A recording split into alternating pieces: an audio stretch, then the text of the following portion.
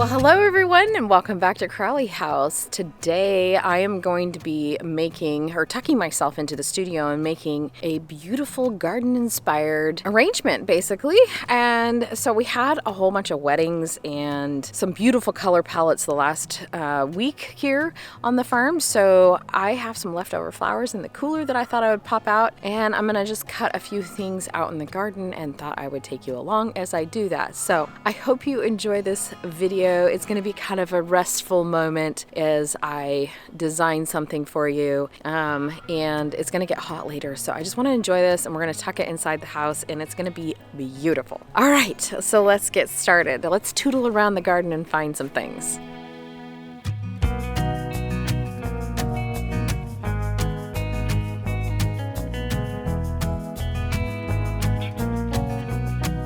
I have my clippers in my bucket. I'm gonna go fill it up with water and get going.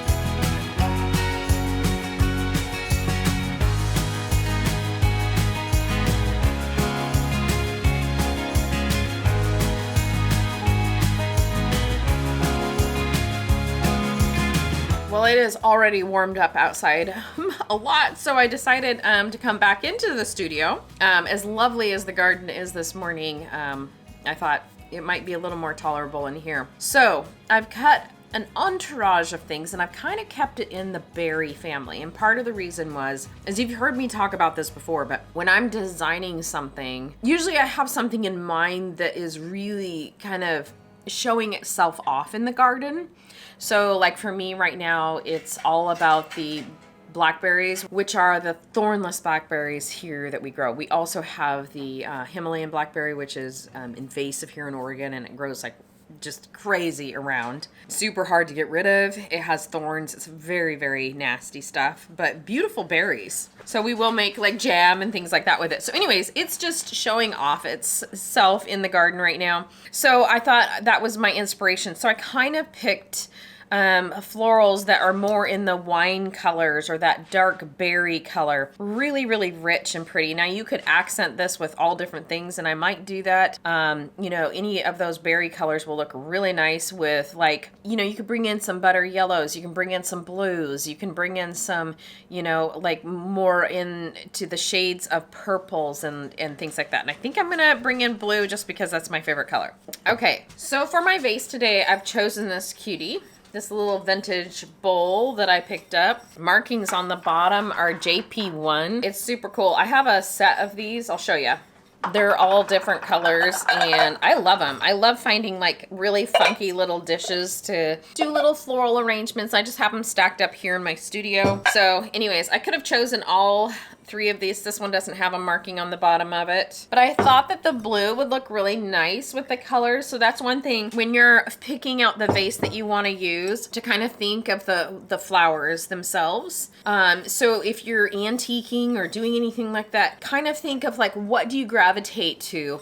It's nice to have things that are like colors that you love. Like, you guys know blue is my favorite color, but also have things like green accents blue really well, and also green is a real neutral with other things, so other colors. So you could do something really yellow, you could do pretty much any color in this, but then also find some things that are a little bit out of your comfort zone. So maybe, like for me, it would be maybe something really orange or yellow or something like that. I tend to go towards the like pinks and blues and greens and purples. More of that cottage garden feel to the color of the gardens is kind of what my vases tend to be. So finding something that's unusual that might just kind of challenge you a little bit as far as the vase shape or the color is always kind of fun, and keeps the designs interesting.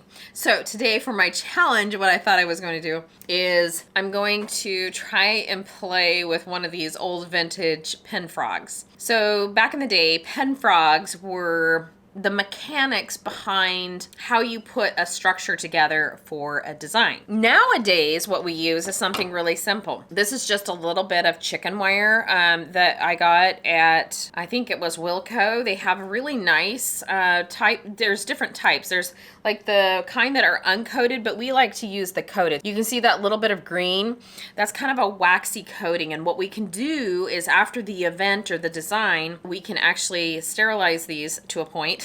Clean them, and we just use a little bleach water and put them down in there, and so we can reuse them. So, you know, here on the farm, we're always about reusing and trying to have less waste. So this has been a really fun tool, very inexpensive tool. So what you would do is cut it to size, and sometimes you have to play with it a little bit as far as the size goes, but then you just make a ball out of it. Joann Fabrics or any craft store would have this as well. Usually it's a smaller grid than a regular chicken wire, which can make it a little challenging, I find. So sometimes I'll go in with clippers and just kind of cut some of the holes for allowing bigger stems, because if you can imagine trying to get like a fat dahlia stem through there, it can be a little tricky. So you make this little ball and then you just kind of pack it down into your vase. The other thing that folks used to use a long time ago were pen frogs, and I have a collection of them. This is not all of them. I kind of like to venture out into antique stores and find different ones that kind of appeal to me, and folks have given me a few over the years, but this is kind of a fun one. It's made out of plastic. And it's made by Flowerland, and it's got number 94 original pen frog flower holder. It's patented and it's made in California. So this was probably, I would say, back in the maybe 60s, 50s, 60s, I think. I don't know. It looks like it by the writing on the back of it, but it's kind of fun.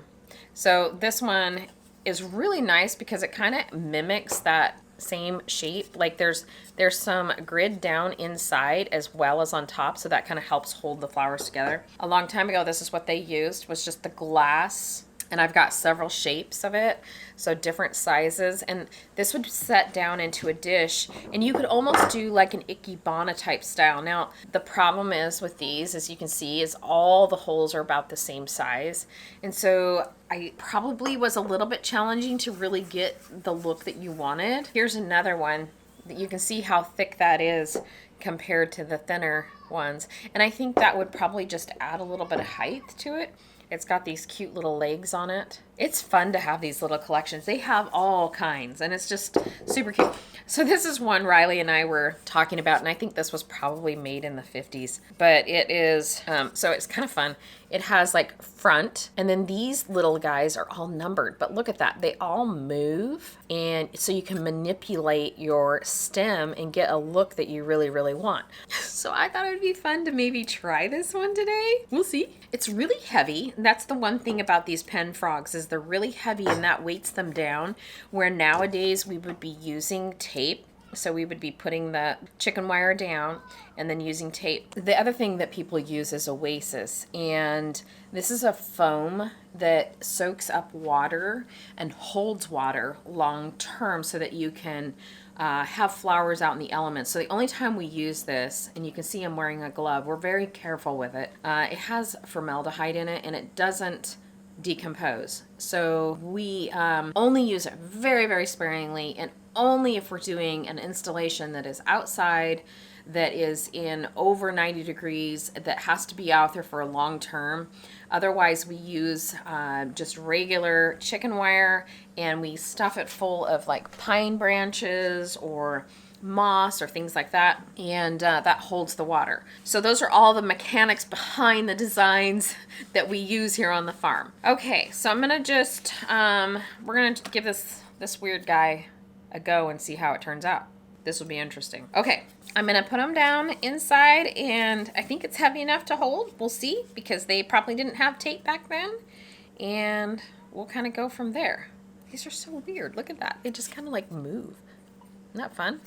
If we're using a pen frog, this is normally what we would be using.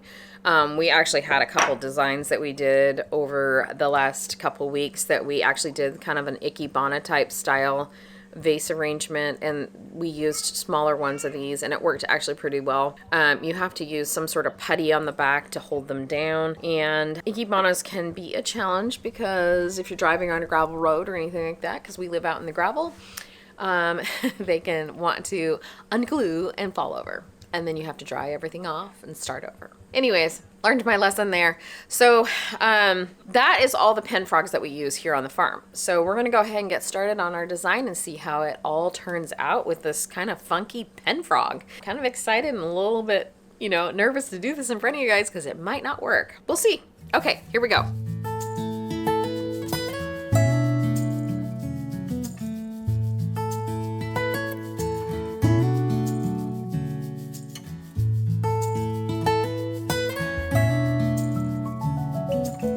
So let's go through everything that I'm going to be using today. This is one of my favorites to grow on the farm. This is Pennyroyal, and it smells amazing. I love how it has that little pop of purple, like the little dollops of purple along, little balls, if you will. Russian sage, which is very airy and light purple, so we're kind of starting there. So we're moving on to the Rubenza Cosmos, and this you can get at Johnny's Seed. That's where we got this from. This is also where we got the seed for this Yarrow, which is part of the red shades mix that they have there. We also have a Sweet William, which is the purple Sweet William. I love this one. It smells so good. Kind of nice to have that in. It's kind of the last of what we have that was planted this spring. Then we have our thornless blackberries. Oh, this rose. I don't know if this is the Bacarda. I'm not totally for sure. This comes from our wedding last weekend, so I thought to pull that in. And then we have a dahlia, which I'm not sure the name of this one, but it's super sweet. Love that color and shade. This is kind of fun. So we grew celery and I went to seed, and it holds up really, really well. We've used it in the last couple weddings as well. We have a little bit of white gooseneck, and then we have some mugwort that we're using as a texture.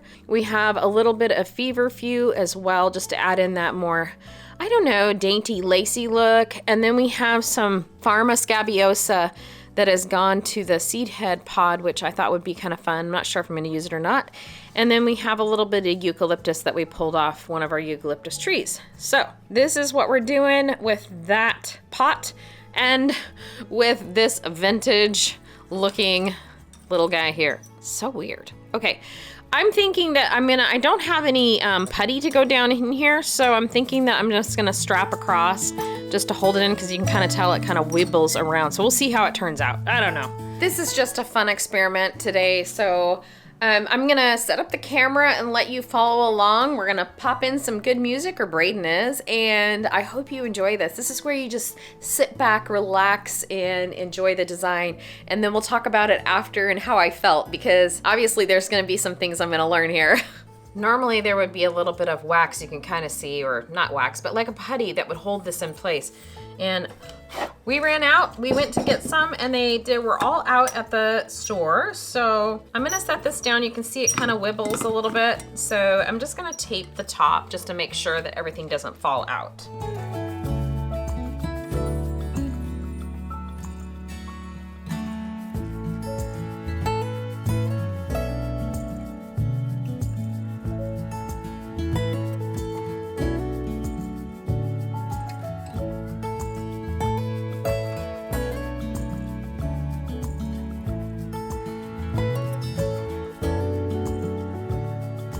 So as I'm designing, I can tell that these little prong things are interesting. So obviously it's wanting to move on me, so definitely some putty would be good. But these little like frog looking mouth things, they kind of open and close. So like this little part right here bends back. So depending on the size of stem that you have, it's really kind of cool.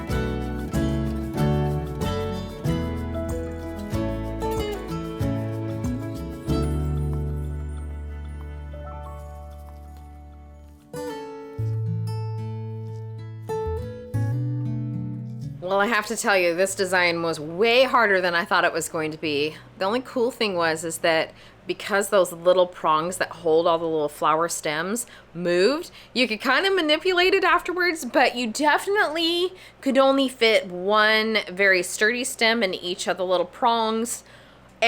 Or when you went to go stick something a little more fragile, like a cosmos, or we had that parsley that was flowering, those stems were a little bit more fragile, and so they were harder and they would tend to bend unless you pulled back the little spring-loaded lever. So I'm assuming back in the day, they would probably only have so many flower heads, and they were probably things like roses or dahlias that were a little bit more full, or like maybe a sunflower or something like that. And they designed a little bit more compact than the way we do now. So our designs now are very airy, and we have depth, and you can see where we have roses that are lower and some that are higher, and same with the dahlias. We have, you know, fillery things down low and up high, and it's just very, very airy looking compared to that compact look of like the earlier days of like the 60s, even before that, I think. I don't know. You know, you see like your grandma's wedding, you know, design. I always look at those pictures, like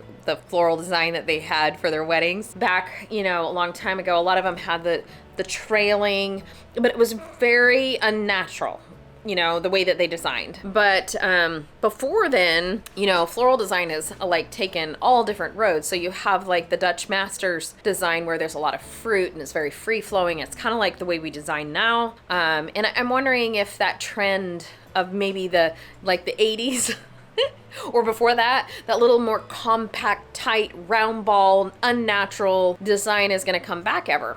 I don't know.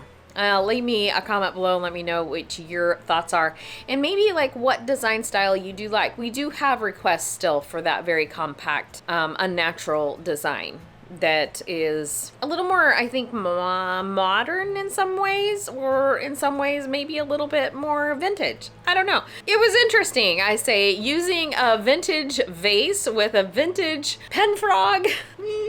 A challenge for sure. And it's probably because I'm just not used to it. But anyways, here's another look at the beautiful end finished. I don't know if I'll do it again, but it turned out pretty. I love the colors, love the vase. It's fine. It'll work. Anyways, until next time, much success in all you do and grow. And we'll be seeing you shortly back here at Crowley House very soon. Bye-bye.